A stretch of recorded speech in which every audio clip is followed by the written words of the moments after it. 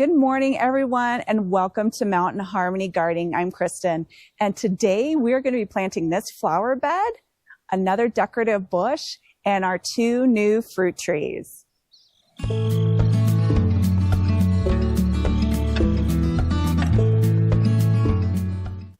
The first bed that we are going to start with is the new flower and raspberry bed that we put in. And I'm going to show you how to plant flowering and non-flowering plants. They do get a tiny bit different treatment. So we're going to start out by moving the plant aside. Go ahead and move your mulch out of the way.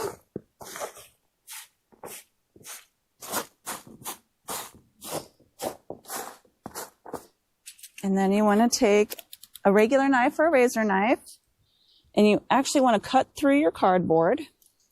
And this is why I need to wait until it was wet so that I could cut through this a lot easier. And it's pretty much just peeling back right now because we had a lot of rain last night. So you're cutting an X, and then you just want to fold back any of the cardboard. That way you can expose the soil underneath, and you can see that there's still a little bit of grass growing, which is fine. That's what the cardboard is for, is to help the grass not grow back. All right. And I know about how large this is, and you want to dig it out probably about 1 inch more than what the pot size is. And you want to go down a little bit deeper than the other one. And what I'm going to be doing is I'm digging out the old soil. And then I'm going to have Donnie, as I fill this little bucket up, dump it out for me. Can you hand me that brick, honey, please? Thank you. There. Hold that out of the way a little bit. Ooh, and we've already got our worms. We have a lot of earthworms in our soil. Lots and lots of happy earthworms.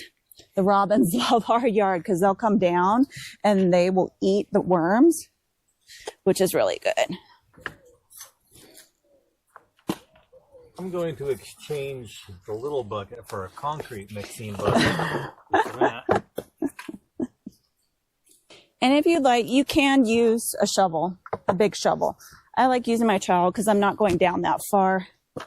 And I'm not trying to cut into the cardboard too much because that way it stays a good weed barrier. And more tree roots. But since it did rain, it's so much easier to dig today. Sebastian's even up on the deck watering our seedlings for us. All right, almost there. All right, let's see now. And you want, when you plant this, for this soil level in the pot to be the exact same soil level as your soil that's existing.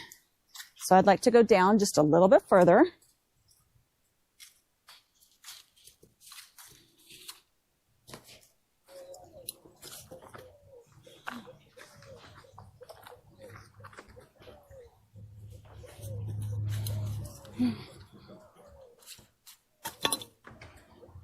All right. Oh, Socks. Hi.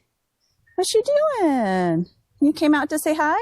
Oh, look. See, she wants to see why I'm digging a hole. Not kitty litter hole.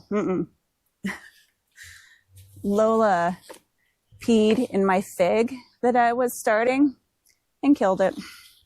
She thought it was a good spot to go to the bathroom inside the house instead of her kitty litter box. All right. So you want to make sure that your plants are a little bit wet, and that way you can squeeze the container and they can come out pretty easy. Now, you can see that this plant is pretty root bound. And you want to just kind of scratch up the soil just to kind of break up those roots on the outside just a little bit. That way they're not going to spiral around when they start to grow. Okay.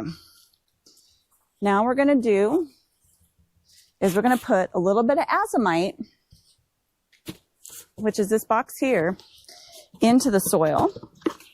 They came out of the hole, and we're actually going to mix it with a little bit of the 707.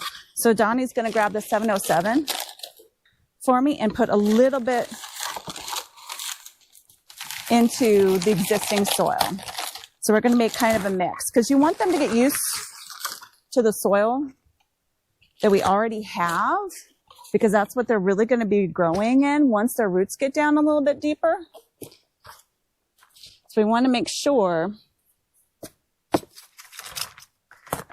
that they have a good start, but they also get used to your own soil. Now, if you have a garden bed that has completely new soil in it, like some of my garden beds do, then you won't need to do this step. This step is only for when you are planting in your existing garden beds that have your old native soil in them. And some people may get lucky and they might have really good native soil. We do not. It's very, very much clay. Yeah, it even has root weevils in it too. Yes, it has root weevils in it too. Yes. Hello. I'm here. Second unexpected guest of the video. Yeah, but I don't know if they can hear you, Sebastian. I have different audio right now, but Sebastian says hi if you couldn't hear him. So, all right, you mix this up really good. There we go.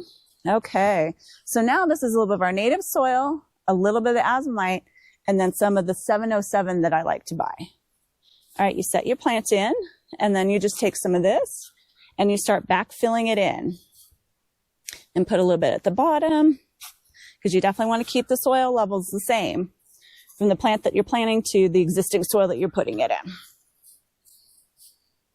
And you shove it down the sides, and you do want to compact it down a little bit. That way you don't leave any air gaps in here. And I do make a mess when I'm planting. It goes everywhere, but you know, it's fine. It's outside. All right. Now, once you have it filled up, you want to give it a nice good firm down, see if there are any gaps, and keep firming it down. Okay, and then the next step, Sebastian, will you hand me the yellow bucket, please? Sure. Is you want to put a little bit of fertilizer. And that'll be of your choice. I cannot recommend this anymore because the place that made it actually went out of business. So I can't recommend it, but I would just get a good all-purpose fertilizer for blooming plants. All right, so I just take a little bit of your fertilizer, follow your directions, and then just sprinkle it around. That way you get it off to a really good start. And some of the fertilizers you can use, you can actually mix in with the soil like I did the azomite. Okay, you want to kind of rough it up a little bit. And now you fold back down all of your cardboard. And if it hits the plant, just roll it under. And that's why you want to do this also when this is wet, because it makes it so much easier. And then you just go ahead, you move all the mulch. And extra soil that you got everywhere. Yeah, the extra soil too, which it'll wash down through. It's not a big deal. And Look at that. and Socks is back. And there you go. Now you have one of your blooming plants planted. And I'm going to plant all the blooming plants, and then I will be back with you on how to plant the hosta and the fern. Oh yeah, and also another benefit of having plants is that the roots make the dirt stronger. It holds the dirt together. Sebastian learned that in science class. The only difference between planting a flowering plant and planting a green plant, which the hostas do flower, but they're more for their foliage than they are for their flowers, is the fertilizer that you use at the end. And I'm going to be using one that is for flower or non-flowering plants. So we still do the same thing. Fill up the hole a little bit. Take the hosta out. This one you can see is not as root bound. So we just kind of break it up just a little bit. It doesn't really need a lot. Set it in the hole, and then you fill it in. And you want to make sure that you're pressing it down, just like the flowering plants. And I already pre-mixed this soil with the azomite and the 707. And we used a shovel to do the rest of them, just to make it a little bit faster. Okay, almost done. Give it a nice push down to make sure that's in contact with the soil. Okay. take a little bit of your fertilizer, sprinkle it around, and then just mix it into the soil just a little bit on top. That way, when you're watering the plants, you will actually be watering the fertilizer down into it. And since it's a type that breaks down slowly over time, every time that you water, you will be giving it a little bit of boost of fertilizer to help it get off to a good start. And there we go. Okay. Then just move the mulch back around it.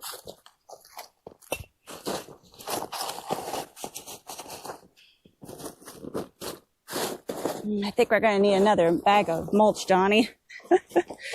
Just to cover the cardboard, just a little bit more out here. We'll get some later when we're in town. Yeah, we'll get some later. And, okay.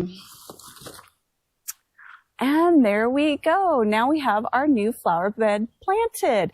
And the next project that we're going to be working on is we're going to be planting the new bush at the front of the yard.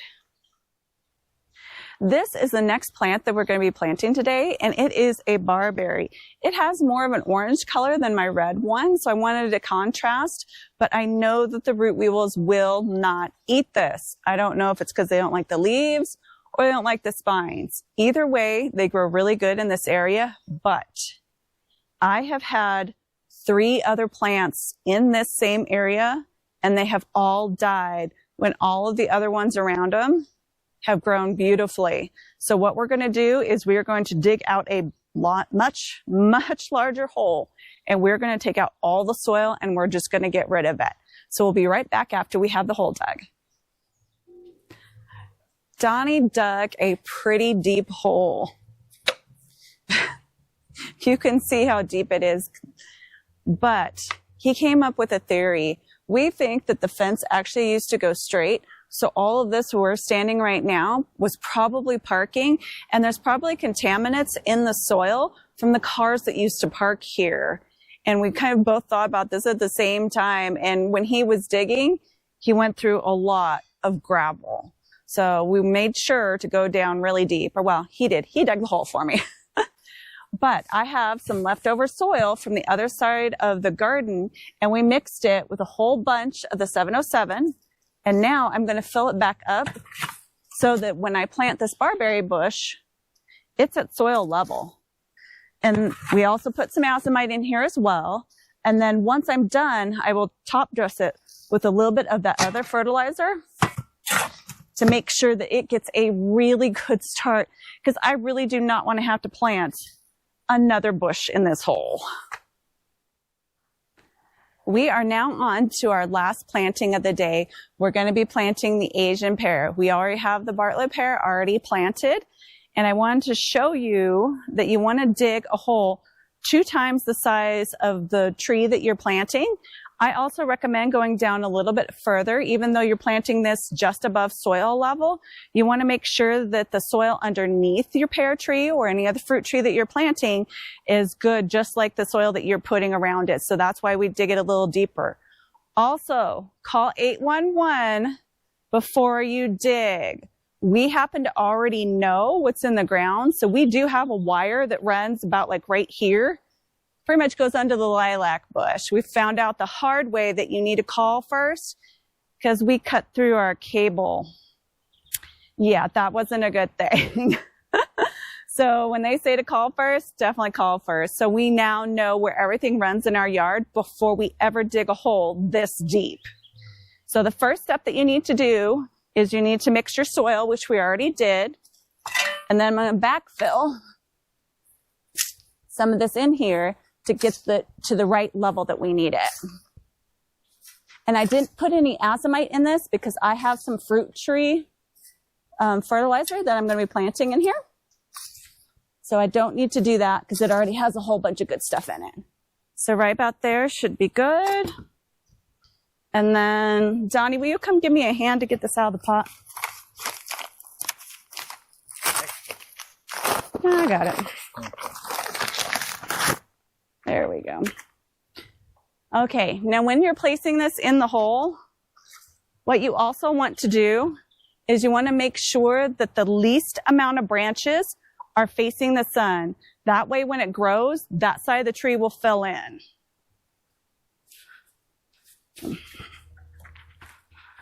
You ready? Yep.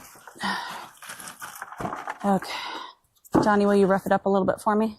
And you need to rough it up just a little bit like you did when we were planting the other plants. And then you want to adjust it.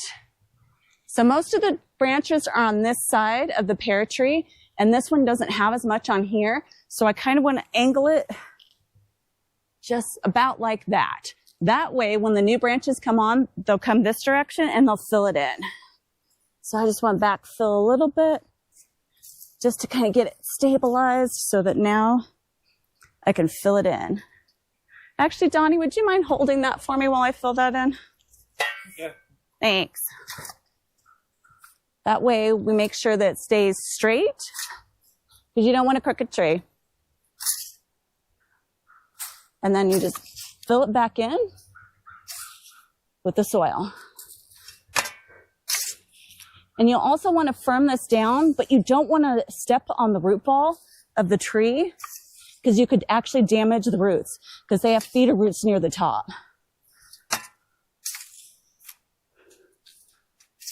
And you want this about an inch above the soil or so. So when I actually cover it with mulch, you won't even be able to tell. Okay. Now what you can do is I know where my root ball is. I'm also holding the tree upright and I'm stepping on the outside. That way it firms it down. Because you don't want this too loose because it being a larger plant, it will flop over in the wind. So just give it a good firming in on the outside. And then top it off.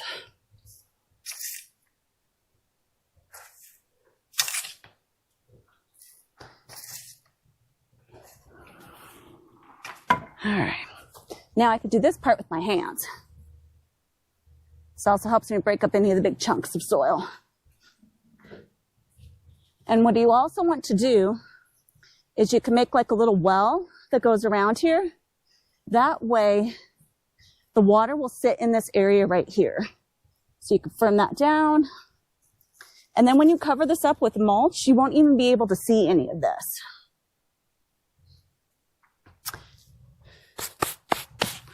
Okay. Now I'm going to go ahead and spread out the rest of the garden soil and get some mulch on this, and we'll be right back. It is really starting to get hot out here, and I need to go put on some shorts. But I'm glad that this job is finally done and that our pear trees are planted. And you'll see a white ring around the ground, and that is actually our fruit tree fertilizer that I put in. And I love this brand. That's why I use it often. So now that we've put the mulch on it, it's time for a good watering in. Hello, I'm watering. And Sebastian is the one who waters a lot in the yard because he loves this job, don't you? Yeah, in fact, I even made a sort of swamp over by my place after washing my slide off and creating an unintentional water slide. So that's your last step, is to make sure you've got it mulched, fertilized, and then finally water it all in. Plants love water.